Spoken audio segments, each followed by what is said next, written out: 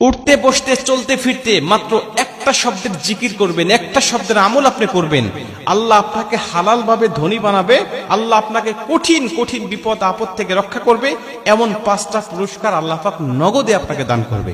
ছোট্ট একটা আমল, সময় লাগবে না, অজু লাগবে না। আপনি অজু থাকুক অথবা না থাকুক, আপনি একেবারে সিম্পল ভাবে যখন যে কাজ করতেছেন, কৃষি খামারে আছেন, কাজ করতেছেন, সমস্যা নাই, আপনি জবান দিয়ে আমলটা করতে থাকেন। দোকানদারি করতেছেন, সমস্যা নাই, রান্না বান্না করছেন, কোনো সমস্যা নাই। আপনি যে অবস্থার মধ্যে আছেন, শুধু এই একটা শব্দের জিকির আপনি করেন, আল্লাহ পাক আপনাকে নগদে 5টা পুরস্কার দান করবে। আর এই আমলটা হলো আস্তাগফিরুল্লাহ, ইস্তিগফারের আমল।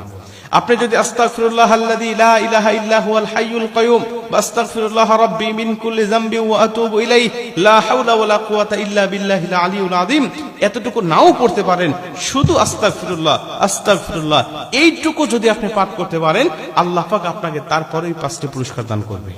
1 নম্বরে নবীজি বলে, সে এত কঠিন বিপদে যে আল্লাহ ছাড়া কেউ তাকে রক্ষা করতে পারবে না।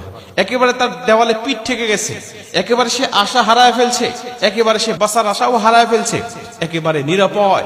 এমন তো অবস্থায়ও যদি সে আমলটা করতে পারে, আমার আল্লাহ ওখান থেকে তাকে পথ দেখায় দেবে, ওখান থেকেও আল্লাহ পাক তাকে রহমতের চাদরে আবৃত করে ফেলবে।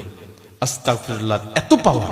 নবীজি বলেন 2 নম্বরে, ইস্তেগফার যে ব্যক্তি বেশি বেশি পাঠ করে, আমার আল্লাহ রাব্বুল আলামিন তাকে মুস্তাজাবুদ দাওয়া বানায় দেয়। মুস্তাজাবুদ দাওয়া মানে ও হাত তুলে আল্লাহর কাছে দোয়া করলেই আল্লাহ পাক তার দোয়াটা কবুল করে নেয়।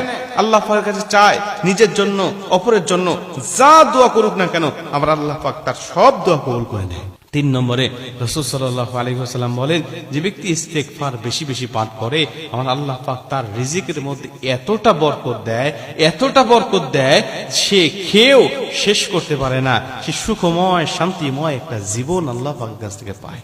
মনে রাখবেন, রিজিকের মধ্যে যদি বরকত না থাকে, আমরা জানি রিজিকও সীমাবদ্ধ, হায়াতও সীমাবদ্ধ, এগুলো বেড়ে যাওয়ার কোনো কায়দা নাই, কিন্তু এর মধ্যে আল্লাহ পাক বরকত ঢেলে দেয়, এর মধ্যে আল্লাহ পাক বরকত ঢেলে দেয়। একজন ব্যক্তি কোটি কোটি টাকা ইনকাম করে, লক্ষ লক্ষ টাকা ইনকাম করে, কিন্তু তার সব হারাম।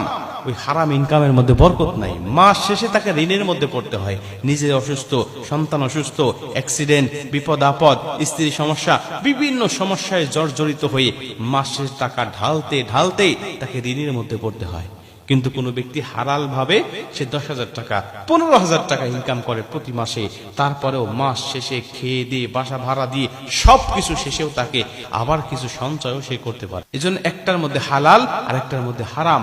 হারামের মধ্যে বরকত রয়েছে, হালালের মধ্যে বরকত রয়েছে, হারামের মধ্যে কোনো বরকত নাই। এজন্য আপনি যদি হালাল ইনকাম বা হালাল রুজি আল্লাহর কাছ থেকে পেয়ে যান, আর রিজিকের মধ্যে বরকত পেয়ে যান, তাহলে আল্লাহ পাক আপনাকে সুখময় শান্তিময় একটা জীবন দিবেন।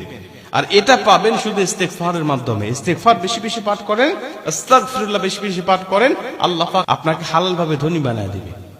4 নম্বরে, যদি কোনো ব্যক্তি ইস্তেগফার বেশি বেশি পাঠ করে, আল্লাহ পাক তার জীবনের গুনাহগুলো ক্ষমা করে দেয়, তাকে মাফ করে দেয়। আপনি যখন ইস্তেগফার পাঠ করবেন, আপনার জীবনের গুনাহ মাফ হয়ে যাবে। আল্লাহ রাসূল প্রতিদিন 70 থেকে 80 বার, কোন বর্ণনা আছে 100 বার পর্যন্ত তিনি ইস্তেগফার পাঠ করতেন। আমরা জানি তার জীবনে কোনো গুনাহ ছিল না, তারপরেও নবীজি আল্লাহ পাকের কাছে তিনি তওবা করতেন, ইস্তেগফার পাঠ করতেন। আমাদের জীবনে গুনাহ দিয়ে জর্জরিত, গুনাহ দিয়ে জর্জরিত, সবসময় গুনাহের মধ্যেই আমরা লিপিবদ্ধ আছি। আমরা যদি আল্লাহ পাকের কাছে তওবা না করি, তাহলে কেমন হবে বলেন? ইস্তেগফার যদি না পাঠ করি, তাহলে কেমন হবে বলেন? এজন্য নবী যদি 70 থেকে 80 বার বা 100 বার ইস্তেগফার পাঠ করে, আমাদের তো 1000 বার ইস্তেগফার পাঠ করার কথা। এজন্য ইস্তেগফার বেশি বেশি পাঠ করব, তাহলে আল্লাহ পাক দুনিয়ার জমিনে এই পুরস্কারগুলো আমাদেরকে দান করবে। আমাকে রিজিক বাড়ায় দিবে, রিজিকের বরকত দিবে, আমার দোয়া কবুল হবে, আমার আল্লাহ পাক আমাকে বিপদ আপদ থেকে রক্ষা করবে, অসুস্থ হলে আল্লাহ আমাকে শেফা দান করবে। এজন্য ইস্তেগফারের আমল কোনোভাবেই ছাড়া যাবে না। সর্বসময় যে পরিস্থিতির মধ্যেই আছি না কেন, আমি আল্লাহ পাকের কাছে ইস্তেগফার পাঠ করব, ইস্তেগফার করার অবস্থায় থাকবো। 5 নম্বরে, ইস্তেগফার করতে করতে যদি আপনি মারা যান, আপনার মরণটা হবে